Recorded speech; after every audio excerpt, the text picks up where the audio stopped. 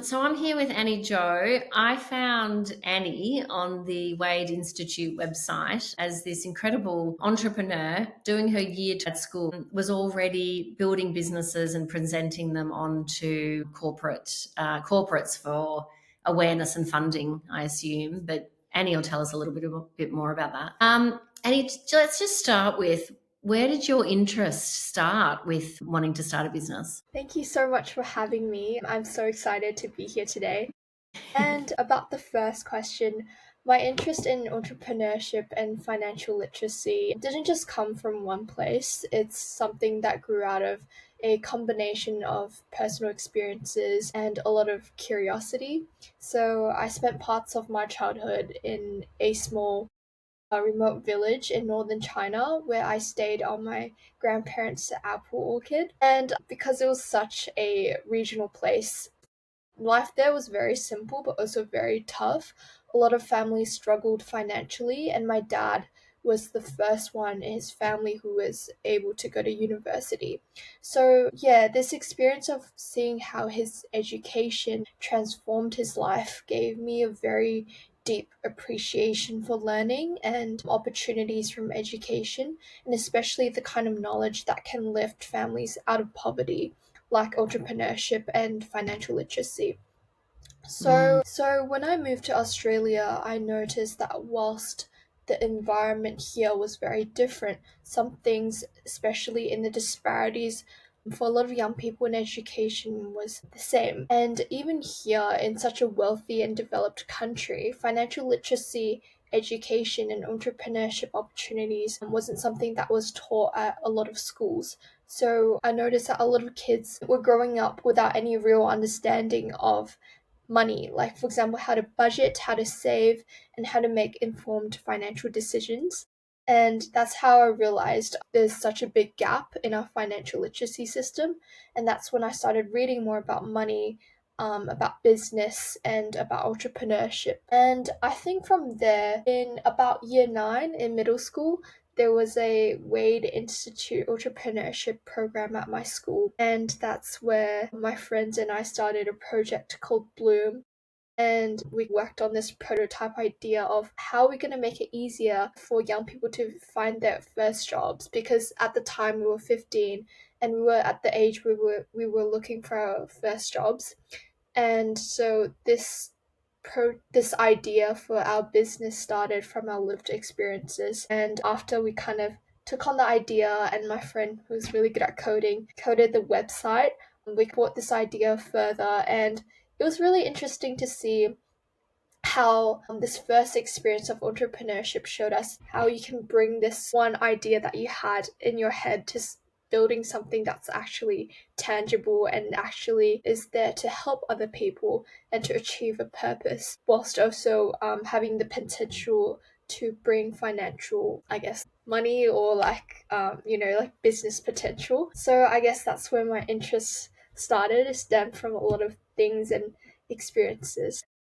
It's amazing. And so I want to ask you a little bit about Bloom in a moment, but that is the best way to start a business, from your own struggles and pain points. When I coach my clients, I always talk about, what's your passion?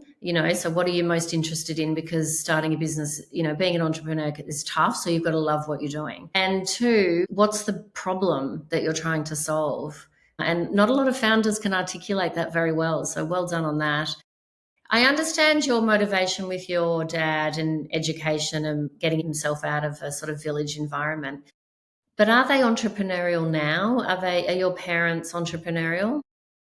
Yeah, they are. My parents started a business about that works in like education and music, and I've always seen them run their own business and make decisions around how we're gonna expand our business, take it further, how we're gonna communicate to people, how we're gonna reach new opportunities. So I think from a very young age, I've been exposed to kind of this um, mindset and of being entrepreneurial, and I think that also inspired me in starting my own business and also taking on these new opportunities.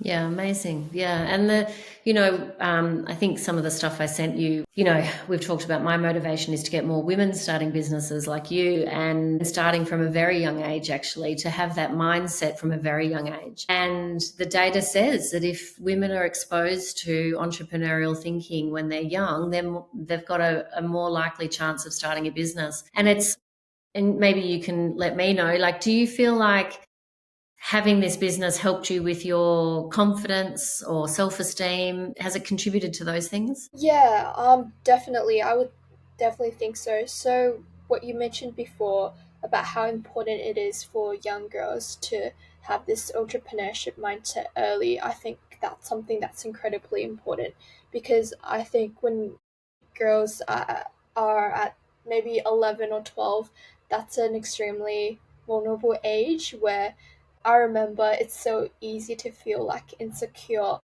when you have big ideas or have passions or dreams that you want to pursue, but you're at the age where you're unsure if if that's what you're good at or like how you're going to be perceived. I think coming from my own experiences, when I was at the beginning of creating my podcast and Bloom and Moneywise, I think there was definitely a lot of self doubt where a lot of it came from worrying about how others were going to perceive me and how others were going to judge me because, like once you take these steps, you are making yourself vulnerable. You are making yourself like out there and kind of different from all of your classmates who are just mainly like focused on school. And I just feel like for a lot of people, that could be a huge demotivator from achieving, the things that they want to do. And I think after a bit of just like thinking and worrying, I was eventually, you know what? I think I should just do this. And I just took that first step towards building that with my friends. And I think after that, you kind of realize, oh, wait, like it's actually not that scary. And you see people around you, like your friends or teachers, actually supporting you in doing that. And there are a lot of people out there who truly get inspired by you and really value the work that you're doing, which is something that I experienced um, after in my journey. So that was definitely something that motivated me a lot. And I think even if there aren't people that necessarily see your vision in the very beginning or after you start, it's still so important to have that faith in yourself and to keep believing in the vision that you have for yourself. And I think if I could go back to when I was a tween, like 11 or 12, I definitely like encourage myself to keep pursuing what I'm doing. Yeah. Yeah, it's amazing. So did you do the Bloom business at school? Was it part of a school program or a Wade program? It was part of, I think, a program at school, but then after we pitched to the pitch competition held at our school, we were then invited to the Wade Institute pitch competition program. And then after we won that program, we were able to like get the opportunities to visit the SIG headquarters and also, yeah, so that was how it worked. Yeah. And so when you presented to Seek, what did they say? It was a really great opportunity. We met some of the executives at Seek, and they were the leaders of the job finding industry. And it was, I think they provided some feedback around the logistics of how exactly to get this platform started. They raised really good questions like whether it was the chicken or the egg. So that was about whether you're going to have the jobs on your platform first or like the students or young people on there looking for jobs. And we discussed things like that and like perspectives from professionals from this field that we wouldn't have otherwise had the chance to be exposed to. So yeah, that was a very good opportunity. Yeah, amazing to get feedback from, one of the largest platforms that we have here. So is Bloom in market or still at MVP? We built the website and it's up and running. First, we've trialed it at school with the school cafe, and that went pretty well. Yeah, so the students would use the platform to apply for jobs at the school cafe. And after that, we got some mentorship from Miss Amanda Walker, who's the founder of Lord of the Fries. And we were able to get some jobs on there, and also some students from school to sign up as well. So Amazing. it's still at a very early stage, but we're trying to also Great. balance it with year 12. Hopefully, we're trying to make it as much of a easy and seamless process for job finding to hopefully motivate more people.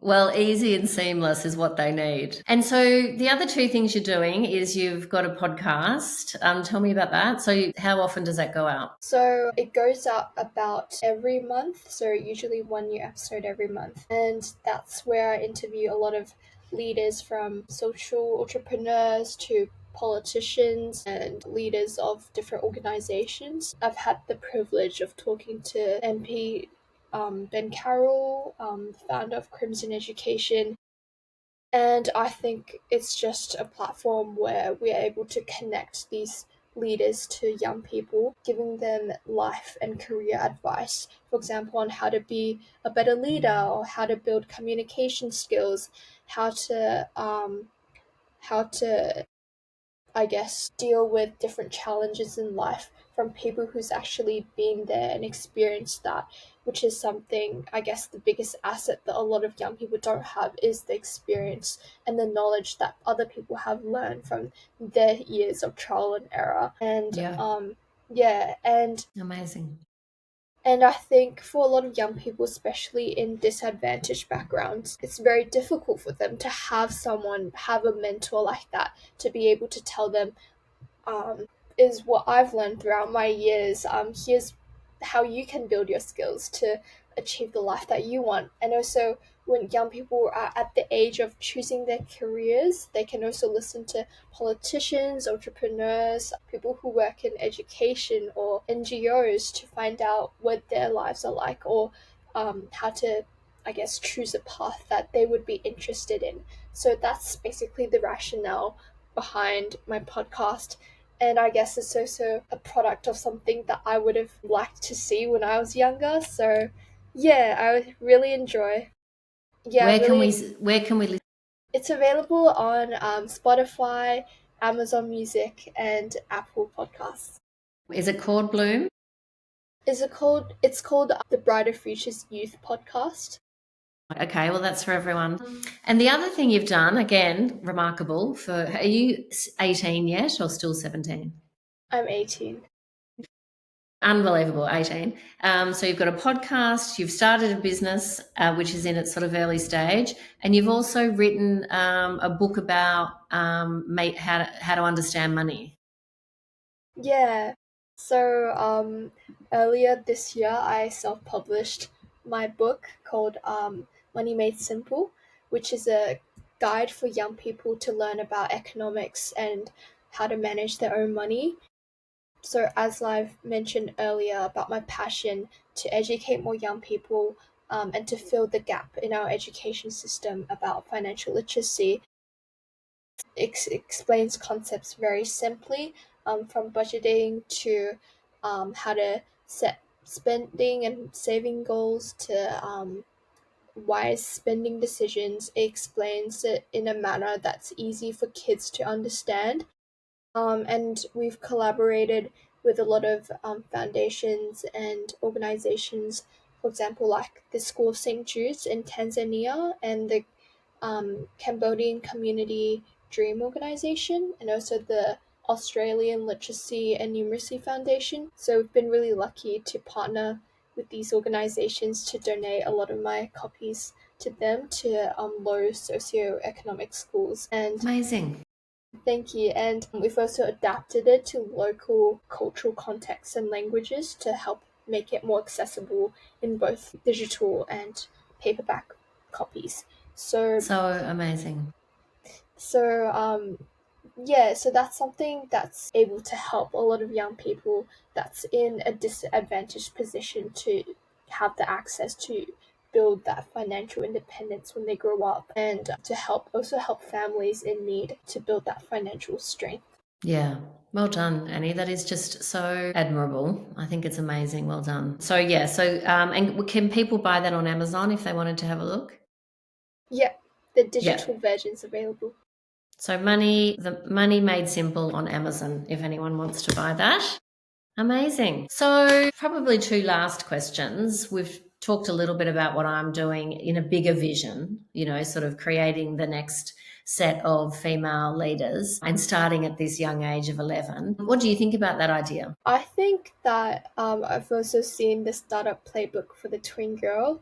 Um, that's something I think that this generation really needs, and honestly, something that I wish I had when I was younger. And I think at that tween age, around 10 to 14, girls are at a very critical crossroad. And I think research have shown that when they start with that high confidence about themselves and creativity, they are more likely to succeed in the future. But as they grow up, when they see the messages about who can lead or who can start a business or who gets funded to start their own businesses, that can really wear down their confidence. So having that education and that resource for these twin girls would really give them more than just information, but more so belief about themselves and their passions. And it really shows them that entrepreneurship isn't just for grown ups in suits in Silicon Valley or these tech bros, it's really for them. And I think with a guide with real stories and with the space to really dream and to plan, it can really turn what really feels like a far off idea into something that's really tangible and exciting. So, yeah, I think it can really help them to see themselves as innovators, leaders, and change makers, and to really uplift women in entrepreneurship and to have that early belief in themselves, which can be the difference between giving up or like pursuing their dreams.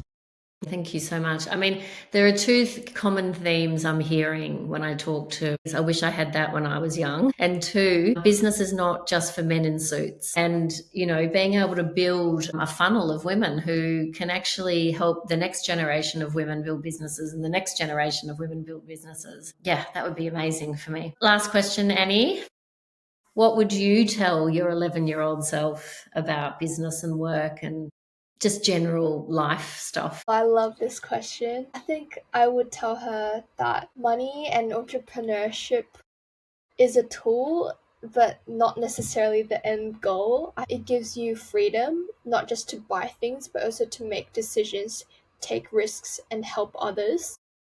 That's number one. And I think number two is that I'd say don't wait older to make something. I think you don't need permission. Your ideas are enough, even if they're messy. And I would say to myself that business and writing books and starting a podcast isn't just something for grown ups. It's for people who are passionate about problem solving, for creating things, and for people who deeply care about something.